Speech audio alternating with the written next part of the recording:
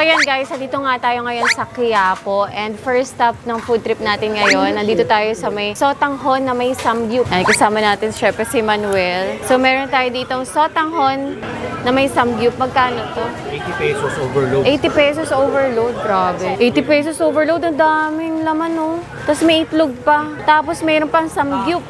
Try natin. Mas maganda to pag kinukutsara. Galing ano na, galing. Sasarapan talaga ako sa Sotanghon dito sa Quiapo. Yan, may samgyup. Sotanghon with samgyup. Ang init. Pag kumain kayo dito, mainit-init pa talaga. Malambot ah.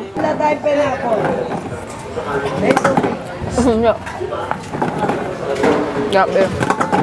Malasa talaga siya, guys. Malambot yung samgyup.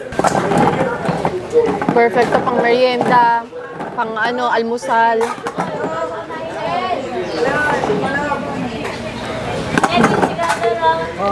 Pag galing kayo simbahan, malapit lang kasi guys to sa simbahan eh. Konting lakad lang. Dito yan sa may Hidalgo Street, malapit sa simbahan. Ngayon naman, Pansita ni Wawa. Try naman natin tong pansit palabok. Hilagyan nila ng tokwa ngayon, no. Yan, no, meron ng tokwa. Tapos meron din chicharon. Try natin. Parang ang sarap din kasi nitong palabok nila eh. Kaya na-pa-order din ako. Pero dapat talaga Sotanghon lang ang orderin namin dito.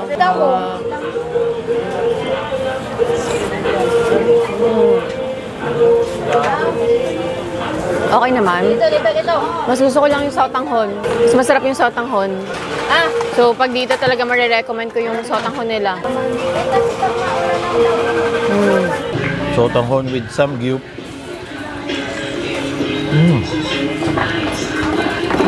Ang sarap yung Sotanghon. Ang Sotanghon naman simple lang guys. Huwag kayo ma-expect yung sobrang lupit, no? Pero Sotanghon, malasa, masarap. Di ba? Tanya na sa Quiapo lang tayo. Huwag kayo ma-expect ng 5-star na Sotanghon. Isang buong itlog, oh.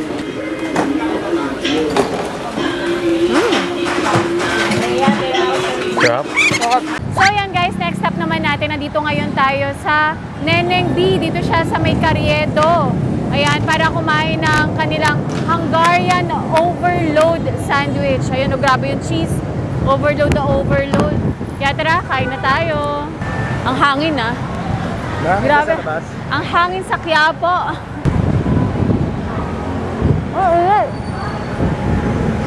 Init. Bagong luto. Ang sarap. Diba? Uy, ang sarap ng nila, Hungarian sausage. Parang siya manamis na miss kasi. Tapos may cheese pa siya. Sarap. Tapos yung pagkakaluto niya, malutong.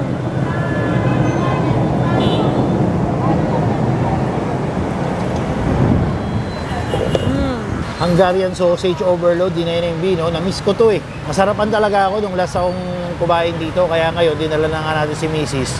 At kakain tayo ulit dito. Ang hirap isubo nito eh.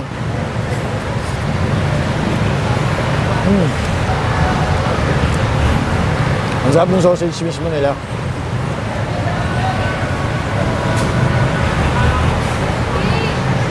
Panalong mas try talaga to guys. Solid. Biryani, chicken biryani.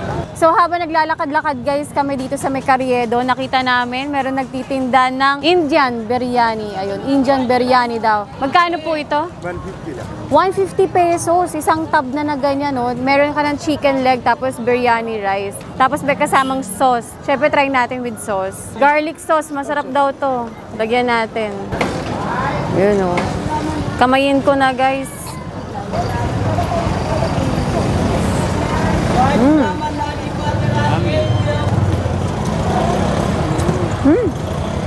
Ang sarap ng kanin. Yung basmati rice? No, yung basmati rice. Legit guys. Lasang authentic talaga yung biryani rice niya. Yung sauce niya, may bubbles pa. Yung sauce niya may pagkamanghang-anghang. Pero tolerable naman, so kayang-kaya. Ang sarap. Sarap. Paano naman ako? Mahula mo. Ako rin pala. Approve daw to kay Mrs. Masarap daw. So tikman natin yung kanin muna. Oo nga. Biryani nga. May konting anghang, manageable. Itong ano, chicken naman. May sauce din siya, garlic sauce.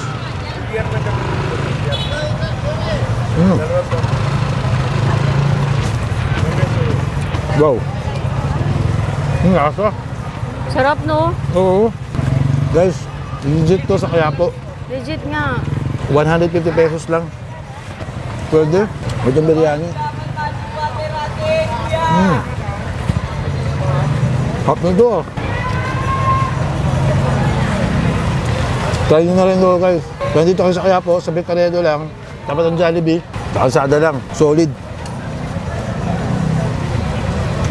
Lab, pinubos ko na. Oo nga eh. Hindi alata, buto na lang yan eh. Buti nauna akong kumain. Sundan pa ako sa bahay. Ano, wag na lang. Pag may oras ka, ha? Saging. Ang dami asukal ah. Matabang pa rin siya. Brown sugar. Brown sugar. Ang sugar healthy naman.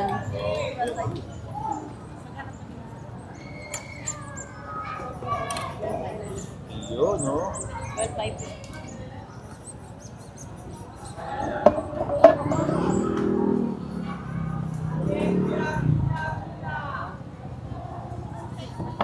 ₱40 yung ganyan, kuya. Sir. Yun, ito guys, oh. Podyelo na parang halo-halo, no? So, katabi ng biryani guys, meron naman kami nakita na halo-halo. Kakaiba yung halo-halo nila kasi may mangga. So, meron siyang saging saba, gulaman, nata, tsaka yung kakaiba nga yung sinabi ko, mangga. Tapos muna natin. Brown sugar naman yung pampatamis nila dito eh. Try natin, mangga.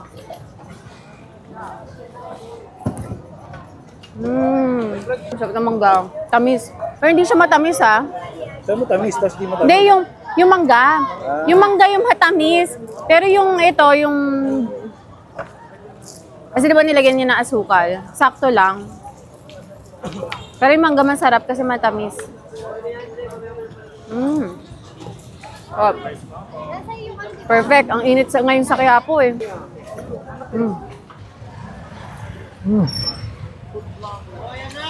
Nakakilig yung lamig. Saktong-sakto. Ang init ngayon dito sa Quiapo. Yung saging niya, masarap. Tapos, yung mangga, matamis din. Solid to guys, pantawid ng ng init. Murang-mura lang. ₱40 lang to. Yung nata rin, sarap pa. Lahat masarap pa. Solid to guys. Mura lang na pampalamig. Ay, dito kayo sa Quiapo. Try nyo lang kay tatay.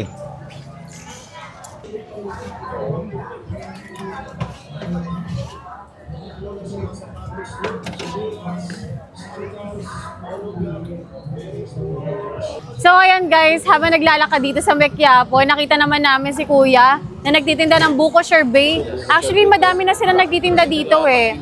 So, pag naglalakad-lakad lang kayo, makikita nyo na to.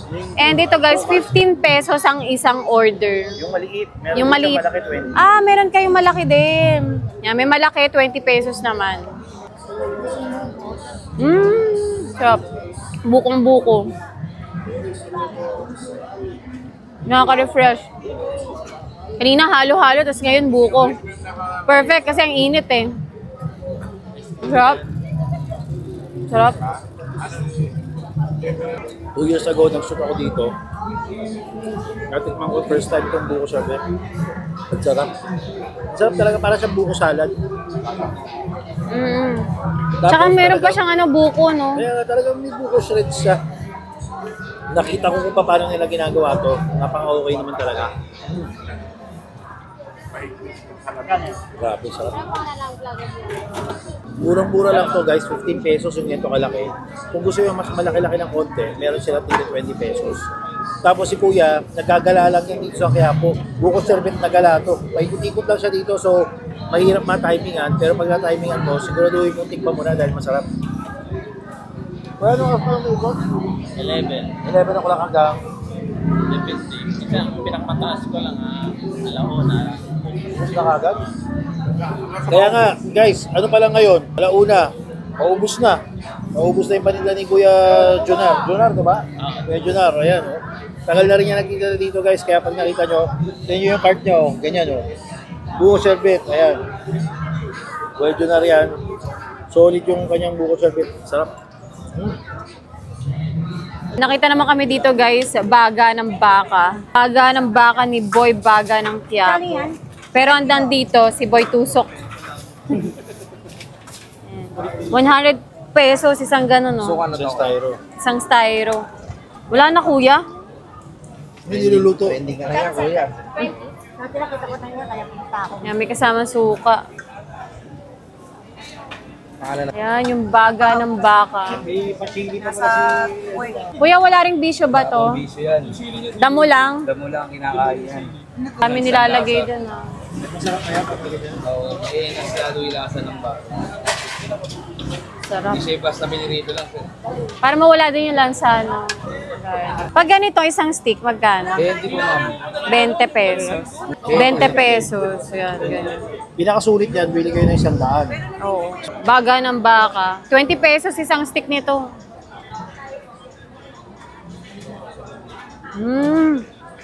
Ang lambot. Tsaka matamis. Matamis na miss. Sarap ng... Ang sarap. Ang sarap din yung suka. Inom? Pwede na may suka. Ang sarap ng suka eh. Yan.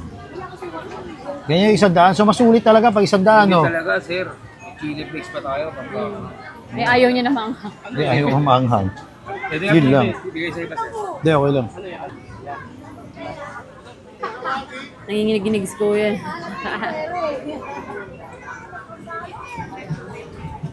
So guys, ito na nga yung baga ng baka ni Boy Baga, no? Pero wala si Boy Baga, eh. Si Boy Tusok lang ang meron. Lambot eh, oh. Lambot ng baga nila. Namis-namis daw eh. Ang hop. Pang barbecue. Pero bilo guys, masarap. Hap ng timpla nila. Manamis-namis talaga. Tapos tingnan nyo yung mga hiwa, oh. Lalaki ng hiwa eh. Po guys. Kung nandito kayo kaya po, try nyo rin to. Baga ng baka. Yan, oh. Solid. Grabe ko naman. Baga ng baka. So, umorder na kami guys sa isang styro kasi nakakabitan yung stick eh. So, mas sulit kapag styro talaga sa kanila. Kasi 100 pesos lang to, isang ganito. Eh, yung isang stick, di ba, 20 pesos. 4 na piraso lang. 4 na piraso lang. Ito, 100 pesos, isang ano na, styro. Ang laki, no? Laki.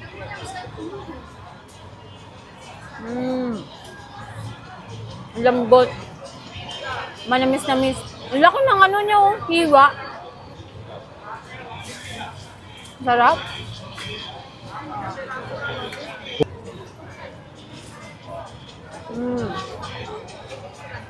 Sarap.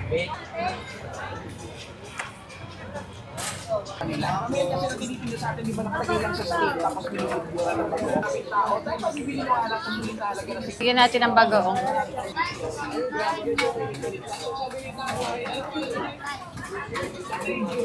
So yan guys, next stop naman natin. Andito ngayon tayo sa nagpauso ng manggoong dito sa Quiapo. Ayan si Ate Jovi.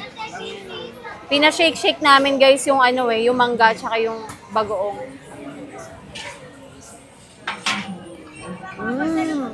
Ang sarap. Ang sarap ng alamang. Manamis-namis.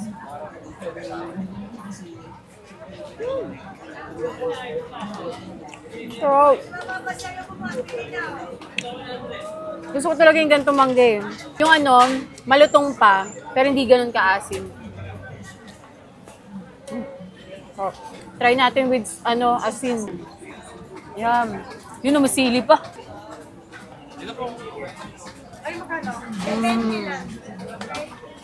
Sarap.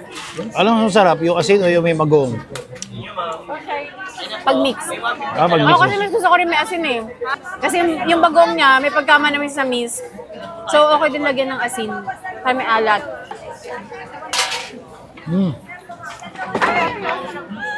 Ang sarap ng mangga nila, malutong-lutong, tamis anghang. Hot pa. Sarap. Ah. Hop, ang bagong. Solid guys, malapit na ito sa simbahan ng Quiapo, no? Ate, anong pangalan ito kalsada? Villalobos Street, guys. Manggoong, tending na manggoong dito yan. Solid. Meron ko yung hanger na may ipit. Yung may ipit na hanger. Ay, ito.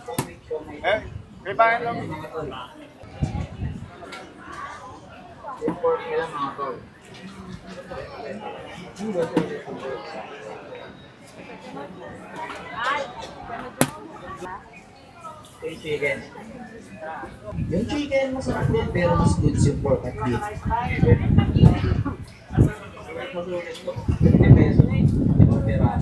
So yan guys, nandito naman tayo sa may bandang Villalobos Street, malapit sa simbahan. So meron dito yung dragon fruit salad. Ayan, kay Sheila. Ayan, Sheila, ayun. Wow. Kuya, ilang dragon fruit yan?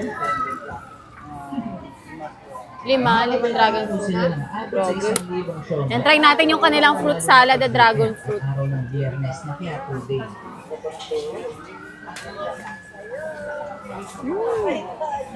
Ang sarap nito. Nakatry na ako yung dragon fruit juice.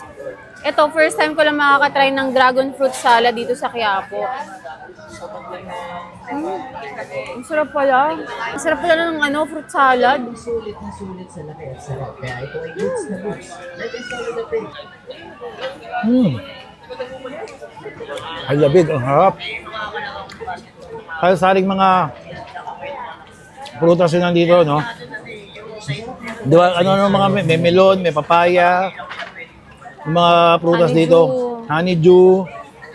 May pinya na nga dito. May pinya. Lahat na ng prutas na maisip niya yata nandito eh. Grabe guys. Grabe guys, sobrang solid dito. 70 pesos to, tama ba? 70 pesos to? 70 pesos. May buko rin to. Ah, wala. Melon yun, melon. Melon. Napaka-refreshing guys. Dito lang to sa Villalobos Street. Malapit na sa simbahan. Solid guys. Ito yung trending na dragon fruit salad. Actually, meron silang tindahan doon sa tapat. Tapat mismo ng simbahan ng Quiapo. Ang harap. Solid guys.